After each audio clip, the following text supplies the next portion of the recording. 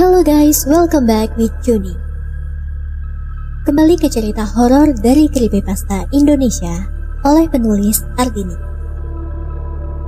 Konon katanya, cerita ini berdasarkan kisah yang sudah beredar di negara Filipina beberapa tahun lalu.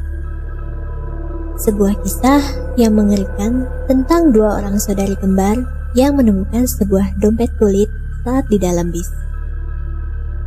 Mereka menemukan sebuah catatan aneh dengan tulisan Latin di dalam dompet tersebut, yang tidak pernah mereka duga akan menjadi malapetaka bagi kedua.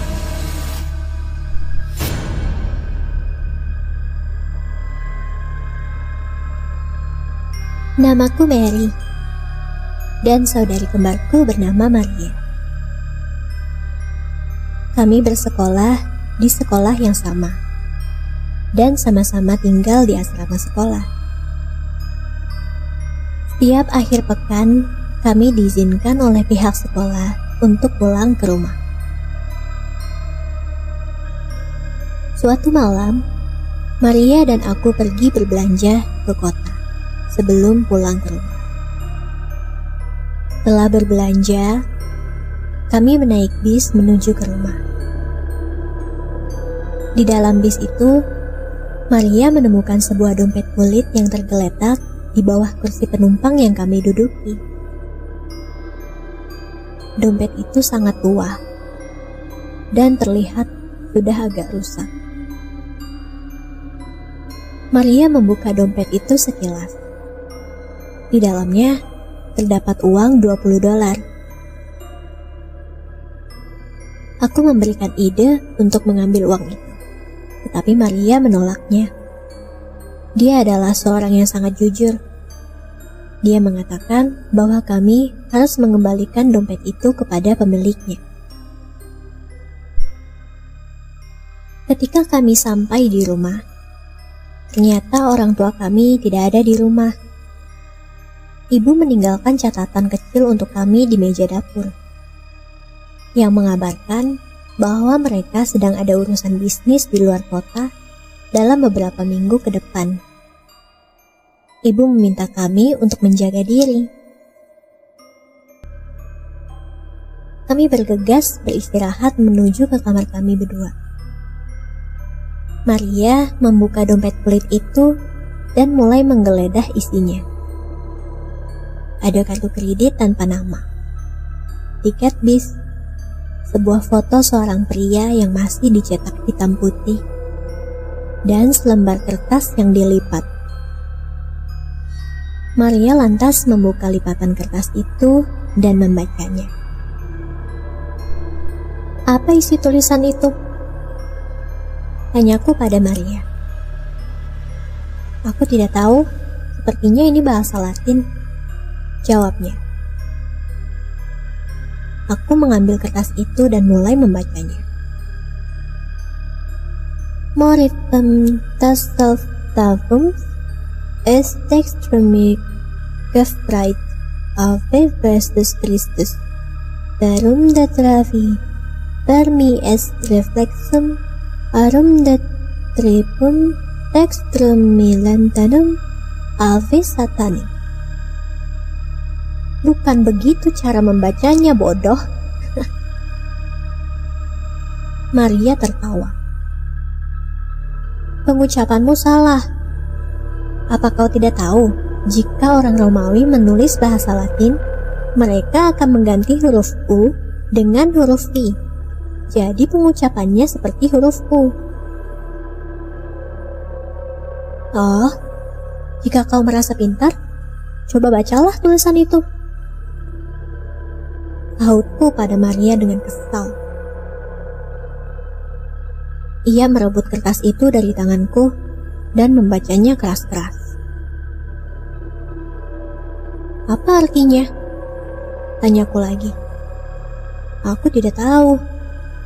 Kita belajar bahasa Latin di sekolah, tapi aku tidak memahami beberapa kata yang tertulis di kertas ini. Jelas Maria.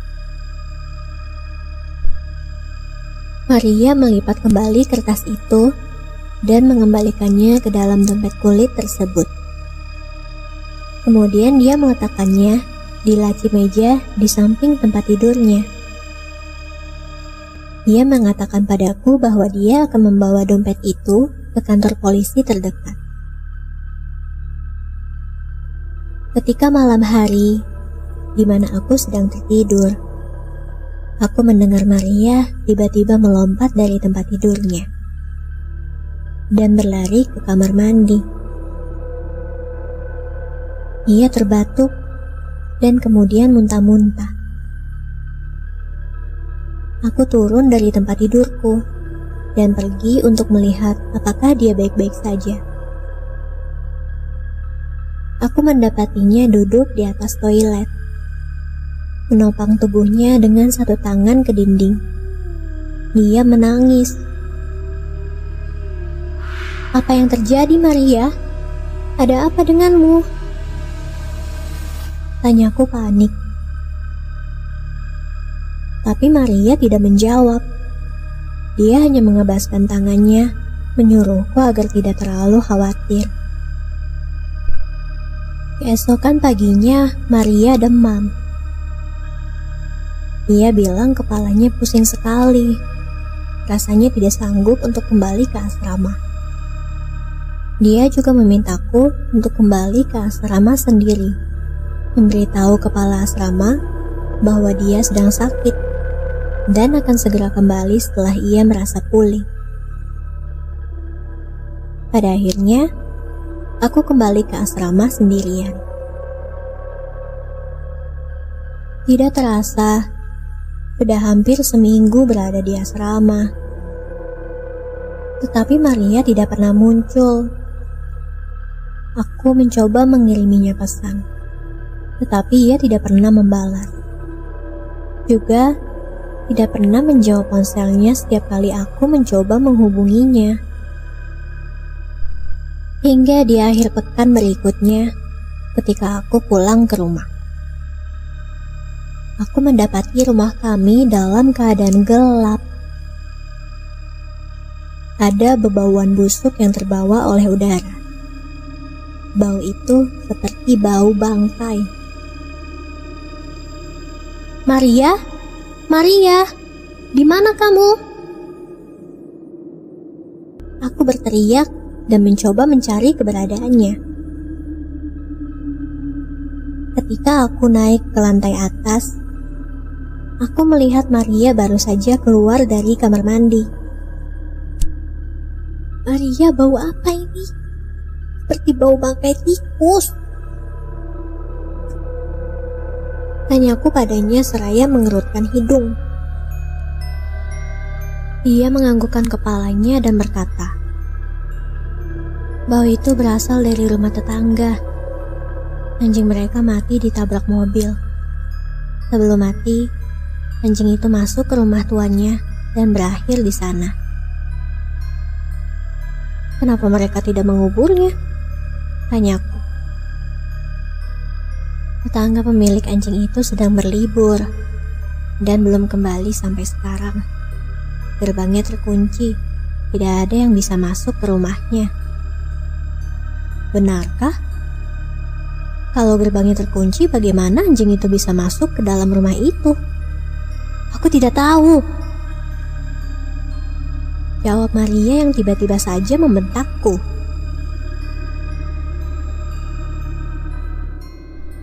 Ini sangat tidak masuk akal, batinku. Tapi aku tidak ingin meributkan sesuatu yang tidak penting. "Oke, kenapa kita tidak menutup semua jendela supaya bau bangkai itu tidak masuk ke dalam rumah kita?" saranku padanya.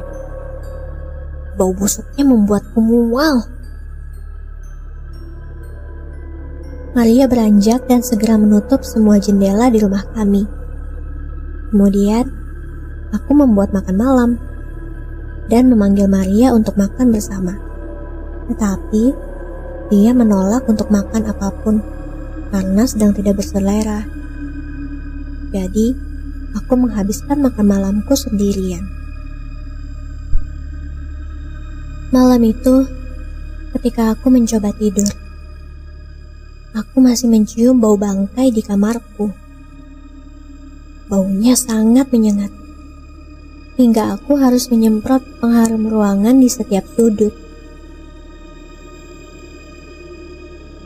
Keesokan harinya, bau itu masih tetap tercium. Aku memutuskan untuk keluar dan menghirup udara segar. Terus-menerus berada di rumah dengan bau bangkai anjing tetangga itu membuatku merasa sangat tidak nyaman. Sedangkan Maria memilih untuk tetap di dalam kamar seharian dengan alasan ingin belajar untuk mengejar pelajarannya yang tertinggal. Minggu malam, aku mengemasi pakaianku untuk kembali ke asrama besok. Tapi aku tidak melihat Maria mengemasi apapun. "Apa kau tidak akan kembali ke asrama?" tanyaku pada Maria. "Tidak, aku masih belum sepenuhnya sehat. Lagi pula seragamku masih kotor. Aku belum sempat mencucinya." Lagi-lagi, aku kembali ke asrama tanpa Maria. Aku kembali ke asrama dan menjalani hari-hari seperti biasa. Hingga 1 minggu pun berlalu. Tetapi lagi-lagi, aku tidak pernah mendengar kabar dari Maria. Aku terus-menerus mengiriminya pesan dan menelponnya. Dan lagi-lagi, dia tidak menjawab. Pagi hari, aku dibangunkan oleh notifikasi SMS dari ponselku. Aku bangun dan membuka SMS itu. Ternyata dari ibu. Tapi, aku benar-benar tidak percaya dengan apa yang aku baca. "Segera pulang ke rumah, Maria meninggal," dari ibu. Ponsel yang tadinya ku genggam terjatuh begitu saja dari tanganku. Tiba-tiba, aku merasa sangat pusing. Kabar itu seperti mimpi buruk bagiku. Aku tetap berharap menemukan saudariku masih hidup ketika aku sampai di rumah nanti. Aku segera berganti pakaian dan berpamitan kepada kepala asrama. Seraya memberitahunya tentang kematian Maria. Beliau mengizinkanku pulang dan mengucapkan berbelasungkawa. Ketika aku sampai di rumah, aku melihat gerbang rumah kami terbuka lebar dan beberapa orang berkumpul di rumah kami. Ayah dan ibuku berdiri di sana. Mereka menangis dan sangat terpukul. "Ibu, apa yang terjadi?" Tangisku dan tidak bisa lagi memendung air mataku. Ibu memelukku dengan sangat erat. Maria meninggal. Dia sudah meninggal sekitar 13 hari yang lalu. Tubuhnya telah membusuk. Baunya sangat menyengat dan membuat tetangga curiga. "Kemana saja kamu? Kenapa tidak menjenguknya saat akhir pekan?" jelas ibu. Aku sangat terguncang. Bulu kuduku meremang. Jadi, siapa yang bersamaku di rumah minggu lalu? Dan siapa yang tidur di sebelahku? Aku juga teringat cerita Maria tentang anjing tetangga yang mati dan menyebabkan bau bangkai itu. Ternyata itu tidak benar. Tetangga kami berdiri di halaman rumahnya bersama anjingnya. Dalam benakku bertanya apa yang sebenarnya terjadi. Tapi aku memutuskan untuk merahasiakannya dari orang tuaku. Aku tidak ingin membuat mereka semakin terpukul. Tak seorang pun tahu apa yang sebenarnya terjadi pada saudariku Maria. Hal itu menjadi misteri besar bagiku. Aku yakin ini semua ada hubungannya dengan tulisan Latin yang pernah Maria baca. Karena penasaran, aku mencoba mencari artinya dengan translator online. Berdasarkan pencarianku, inilah arti kalimat-kalimat tersebut. Moritum adalah kematian. Salutmus artinya memberi hormat. Brevi adalah hidup.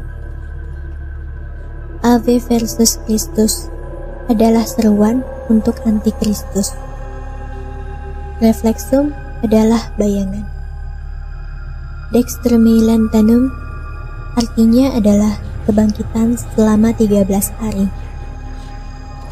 Ave Satani adalah seruan untuk memanggil setan. Dengan kata lain, tulisan itu adalah sebuah mantra pengikut setan, sebuah ejaan ilmu hitam. Menurut apa yang kubaca, mantra itu biasa digunakan oleh orang-orang yang ingin mati atau bunuh diri. Mereka menghafal mantra itu untuk membuat perjanjian dengan setan, menawarkan jiwa mereka untuk iblis. Setelah membaca mantra tersebut, mereka perlahan melemah hingga meninggal. Dalam 13 hari, kau akan melihat orang yang membaca mantra itu, tetapi yang kau lihat sebenarnya adalah bayangan, hantu. Kemudian setelah 13 hari, mayat mereka baru akan menampakkan diri. Ada satu hal yang masih menggangguku. Aku juga membaca tulisan di kertas itu. Tapi mengapa mantra itu tidak berpengaruh padaku? Mengapa aku tidak mengalami nasib yang sama seperti Maria? Apakah karena cara membacaku yang salah? Atau karena ketidakpedulianku terhadap tulisan Latin tersebut yang menyelamatkan hidupku? Tapi tunggu, ketika kau membaca ini, apa kau membaca huruf Latin yang kutulis? Apa kau membacanya salah sepertiku? Aku harap begitu. Aku berharap kau tidak membaca mantra itu dengan benar, seperti saudariku.